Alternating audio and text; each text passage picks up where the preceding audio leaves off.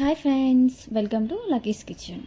ఇది ఈరోజు మనం చూడబోయే healthy breakfast dry fruit juice. So దీనికోసం మనం ఆల్మండ్స్, ఖర్జూరా, ద్రాక్ష, ఎండు ద్రాక్ష, కిస్మిస్ and walnuts and pumpkin seeds ఇవన్నీ నీట్గా వాష్ చేసుకొని ఆ తర్వాత మనం ఒక గ్లాస్ ఆఫ్ వాటర్ వేసి ఓవర్ నైట్ సోక్ చేయాలి అండి. ఓవర్ నైట్ సోక్ చేసిన తర్వాతకి నెక్స్ట్ డే